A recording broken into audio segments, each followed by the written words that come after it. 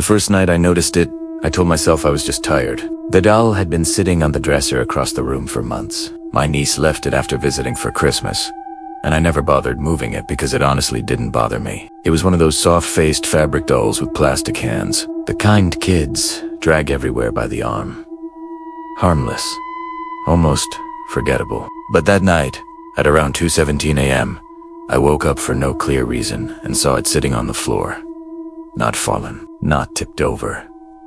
Sitting upright. About 3 feet closer to my bed. I didn't move. I didn't even breathe right away. I just stared at it, waiting for my eyes to adjust, convinced my brain was still halfway inside a dream. After a minute, logic kicked in. I must have knocked it down earlier. Maybe when I grabbed my phone charger. Maybe it rolled when the fan was on. I got up, placed it back on the dresser, and went back to sleep. The next morning, I almost forgot about it completely. That's how normal the house still felt back then. Suburban street. Quiet neighbors. Dog barking 2 houses down at the same garbage truck every Tuesday. The kind of neighborhood where people leave packages on porches all afternoon. I worked from home doing remote IT support, so my days were predictable. Coffee, emails, tickets, lunch, repeat. The doll stayed on the dresser exactly where I put it. Until the next night. I woke up again, same time range, maybe closer to 2:30. I didn't sit up immediately. I just opened my eyes and looked across the room. It wasn't on the dresser. My stomach tightened before I even found it. This time it was beside my desk chair, not facing, me facing. Pef. I remember actually smiling, but the kind you do when you ray uncomfortably. The brain reaches for humor because it doesn't want to consider anything else. I even muttered out loud, "Okay, that's weird." I checked the window. Locked. Checked the hallway. Empty. Front door still bolted. I placed the doll back again and took a photo of the dresser before lying down, mostly as a joke to myself. If you like slow, real stories like this, you can subscribe. I didn't think I'd ever be the person telling one. I slept worse that night. Over the next few days, nothing happened. The doll stayed exactly where it belonged. My confidence returned fast, faster than it should have. By the 4th night, I'd already decided it was sleepwalking. I Googled it. Apparently adults can do it under stress. That explanation fit neatly into place and made everything comfortable again. Then, Friday came. I stayed up late gaming with headphones on. Around 1:40 a.m., I shut everything down, brushed my teeth, and when I walked back into the bedroom, I stopped in the doorway. The dresser was empty. The doll was halfway between the dresser and the bed. I was fully awake. Lights on. Phone in my hand. I hadn't even laid down yet. I stood there long enough that the hallway light behind me turned off automatically. Darkness filled the doorway, and for the first time, my brain didn't tee off for a quick explanation. I checked the closet. The bathroom. Every lock in the house. Nothing. I moved it back, but this time I didn't sleep well at all. Every small house sound suddenly had shape. The fridge compressor sounded like a footstep. The vent tick sounded like breathing. Morning brought relief again. Sunlight, resets, logic. I almost convinced myself it had slipped off the dresser and landed upright. Unlikely, but possible. Possible is powerful when you want comfort. The next night I wedged it behind a stack of books so it couldn't fall. At 2:22 a.m., it was sitting beside my laundry basket, still upright. I didn't touch it for almost 10 minutes. I just watched it from the bed, heart beating faster than I wanted to admit. That's when I felt something new. Not fear, exactly, but awareness. The kind where your brain starts cataloging every detail of your environment. The streetlight glow through the blinds, the faint hum outside, and the sense, subtle but undeniable, that the house wasn't as private as it used to feel. The next day I installed a hallway camera, mostly to prove I was doing this in my sleep. I almost hoped. That night I slept with the bedroom door open so the camera could see inside. Morning came. I grabbed my phone before even getting up. No sleepwalking. No movement. But at 2:18 a.m., the camera briefly lost signal for 12 seconds. When it came back, The bedroom door was slightly more open than before.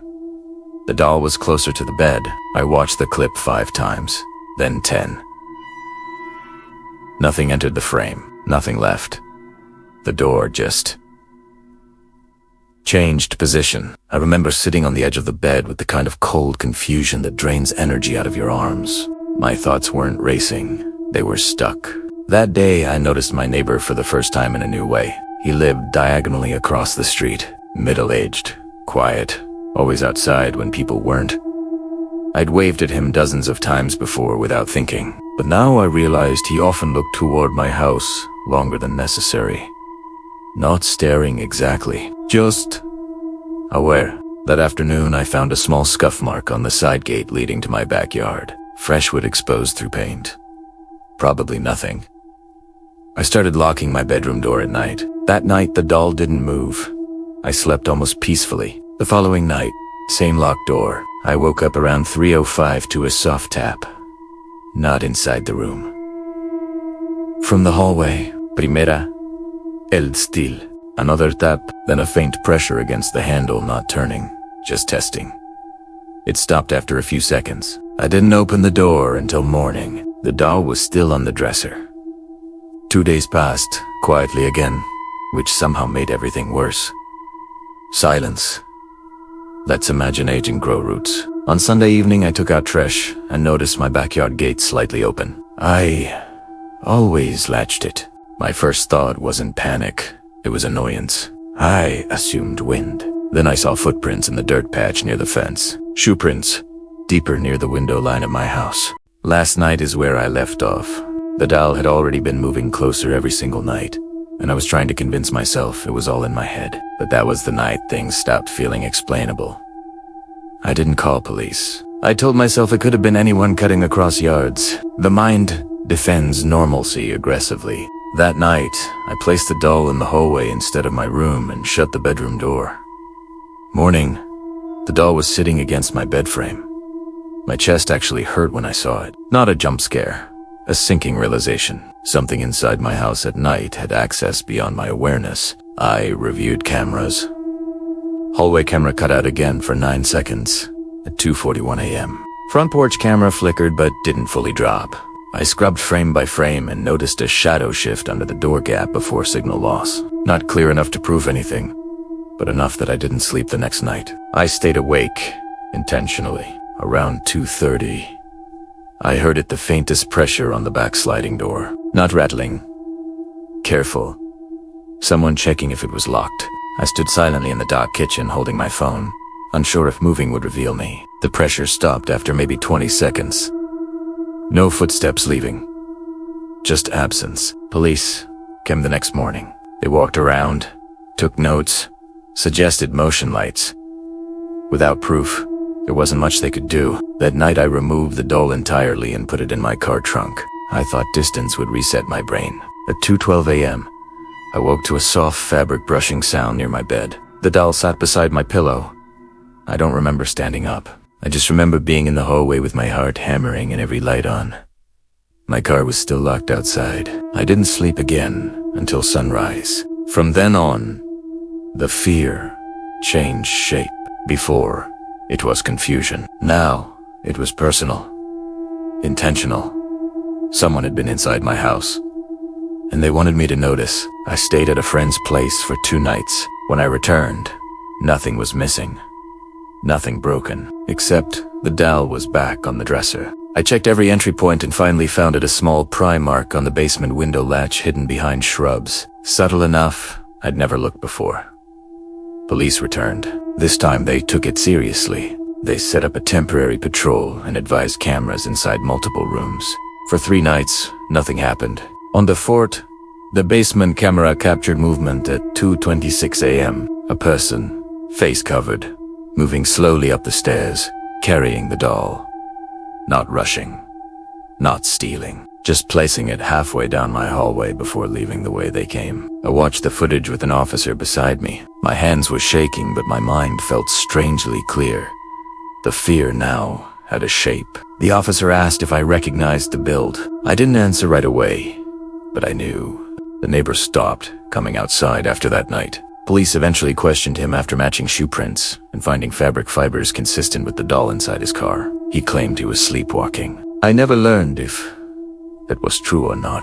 Charges were filed for unlawful entry, but what stayed with me wasn't the legal part. It was the patience. Night after night, moving it a little closer, waiting for me to notice, adjusting to my reactions, testing my boundaries inside my own home. Months later, I moved. I didn't bring the dresser. Sometimes, I still wake up around 2:20 a.m. expecting to see something at the edge of the bed. The brain doesn't easily rely on safety once it's If this story stuck with you, share it with someone who sleeps with their door open. I never do anymore. And I'm honestly curious, have you ever had a neighbor who paid a little too much attention? Tell me in the comments.